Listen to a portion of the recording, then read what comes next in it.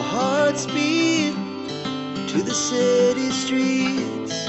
We began to feel the fire. Sa gitna ng maraming balita ng confirmation tungkol sa breakup nila Dominic Roque at Bea Alonzo, marami pa ring netizens at Bea Dom fans ang naghihintay na sana daw ay prank lamang ang mga balitang naririnig nila.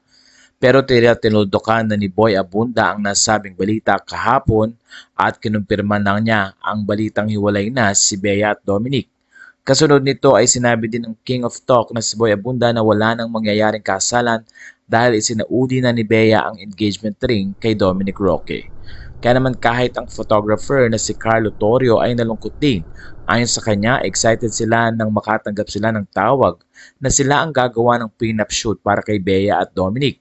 Ayon sa kwento ni Carlo, December 2023 nang tawagan sila at nakiusap ang team ni Bea at Dom na isekreto lamang ang gagawing prenup. Narito ang kanyang buong kwento.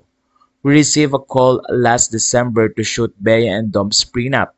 I've kept this as a secret between me and JF Kalimag until today, and we thought how exciting this would be to film a prenup video for the couple.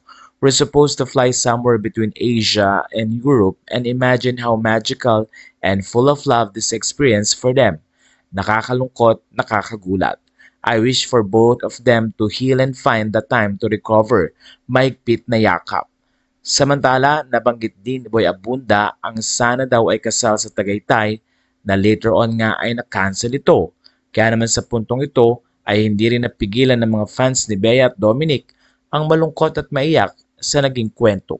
Sa kasalukuyan ay tahimik si Bea at Dominic sa mga issue kaya umaasa ang mga netizens at fans na magiging maayos pa rin si Bea at Dominic. Tila nagkaroon din ng pag-asa ang mga fans nang sabihin ni Boy Abunda na nagkaroon ng pag-uusap si Bea at Dominic pero hindi ibinigay ang detalye ng napag-usapan.